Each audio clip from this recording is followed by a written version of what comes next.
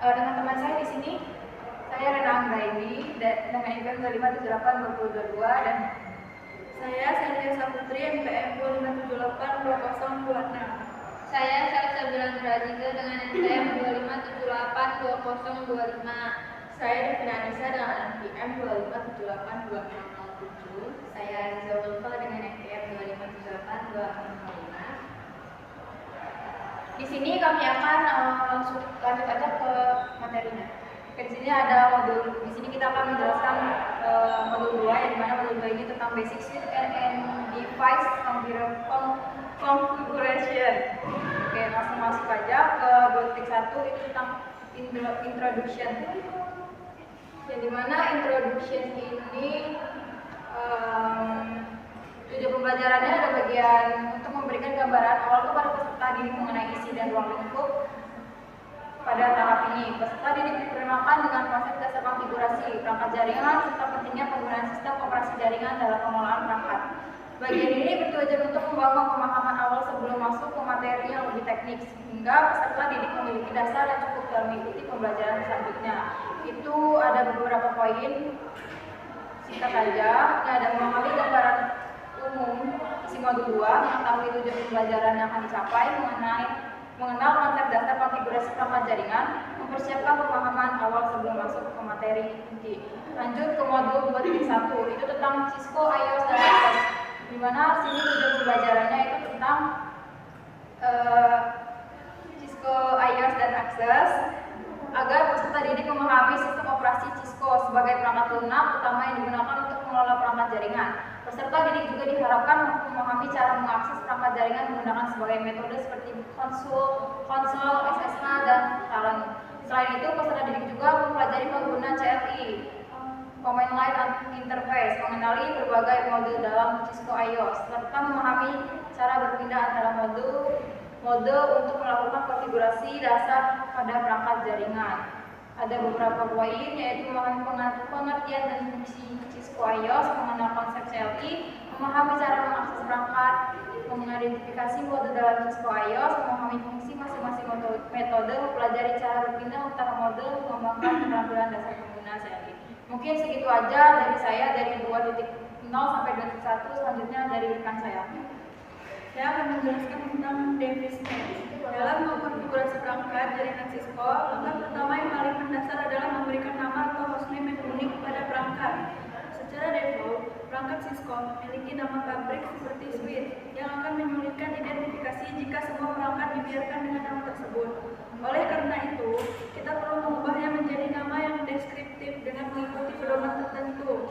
Nama harus dimulai dengan huruf, tidak mengandung spasi, hanya menggunakan huruf, angka, dan tanda hukum, serta panjangnya kurang dari 64 karakter. Setelah memberikan nama perangkat, aspek keamanan menjadi prioritas berikutnya. Penggunaan kata sandi yang lemah masih menjadi ancaman terbesar bagi organisasi. Dalam Cisco, kita dapat mengamankan 3 akses. Pertama, akses mode pengguna melalui konsol diamankan dengan masuk ke mode live konsol. Sebagai perlindungan hukum, kita perlu memasang banner atau pesan peringatan yang menyatakan bahwa hanya personel yang berwenang yang boleh mengakses perangkat. Banner ini penting dalam proses hukum jika terjadi penyusupan ke perangkat. Perintah yang digunakan adalah banner mode, di mana tanda pagar berfungsi sebagai karakter pembatas yang bisa diganti dengan karakter lain asalkan tidak muncul di dalam pesan.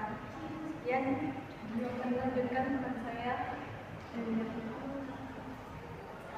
Di sini saya akan menjelaskan tentang dasar operasi dan konfigurasi perangkat jaringan Cisco iOS.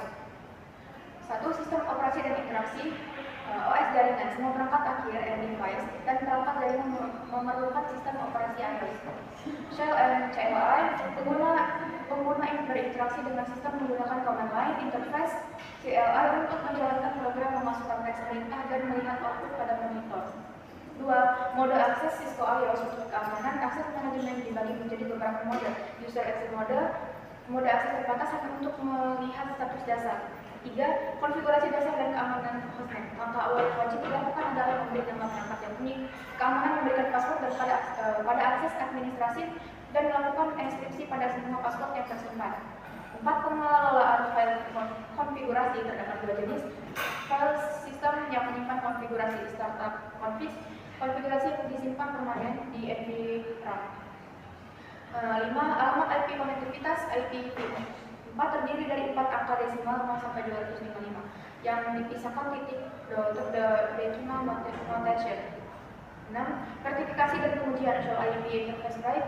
Perintah untuk memverifikasi status dan pengetahuan alamat IP pada interface perangkat. Perintah untuk menguji konektivitas antar perangkat dalam jaringan atau internet. Selanjutnya akan dilanjutkan oleh KMV. Di sini saya akan menjelaskan tentang materi pengelolaan konfigurasi Cisco. Yang pertama itu ada jenis-jenis file konfigurasi, yaitu running configuration disimpan di RAM. Ini adalah konfigurasi yang sedang berjalan di saat ini. Yang kedua itu ada startup configuration, yaitu disimpan di NVRAM.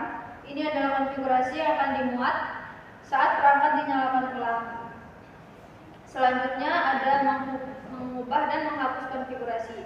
Jika terjadi kesalahan atau ingin mereset perangkat, yang pertama kita membatalkan perubahan menggunakan perintah reload untuk menyalakan ulang perangkat tanpa menyimpan perubahan. Yang kedua itu ada menghapus total, yaitu menggunakan perintah rs startup config untuk menghapus semua pengaturan yang tersimpan. Selanjutnya itu ada menyimpan ke file text atau backup.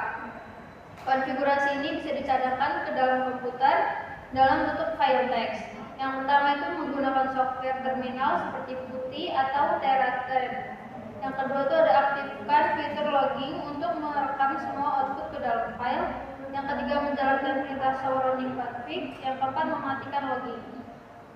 Mungkin ini materi yang dapat saya sampaikan. Selanjutnya akan dilanjutkan oleh rekan saya Ziza. Ada verifikasi konektivitas, yaitu memastikan perangkat jaringan sudah terhubung dan bisa saling berkomunikasi dengan benar. Lalu ada cek interface, memastikan status off atau aktif dan tidak ada error atau default. Lalu gunakan perintah ping untuk mengecek definisi yang paling terhubung dan gunakan tracer lihat untuk jarum yang sudah dilewati. Jadi kesimpulannya, kalau semua tes berhasil, di ping, preload, dan tidak ada error, berarti jaringan yang sudah terkoneksi itu dengan baik. Mungkin itu saja yang bisa saya sampaikan. Selanjutnya akan dilanjutkan oleh David. Di sini saya akan menjelaskan rangkuman modul 2.6, di mana modul 2.6 itu yaitu port and address atau digabung jadi satu. Di modul 2.6 ini membahas tentang bagaimana perangkat dalam jaringan berkomunikasi menggunakan IP address, MAC address, dan port number. IP address digunakan sebagai alamat utama untuk mengidentifikasi perangkat dalam jaringan, sedangkan MAC address merupakan identitas fisik yang digunakan pada jaringan lokal atau LAN. Selain itu, modul ini juga menjelaskan bahwa port number berfungsi untuk mengarahkan data ke aplikasi atau layanan tertentu yang berjalan di dalam sebuah perangkat. Dalam komunikasi jaringan, data tidak hanya dikirim berdasarkan IP address, tetapi juga menggunakan kombinasi IP address dan port agar dapat sampai ke aplikasi yang tepat. Dengan demikian, peserta dapat memahami bahwa IP address menentukan tujuan perangkat, sementara port menentukan tujuan aplikasi di dalam perangkat tersebut. Hal ini membuat proses komunikasi data menjadi terarah, efisien, dan tidak terjadi kesalahan pengirim data ke layanan yang salah.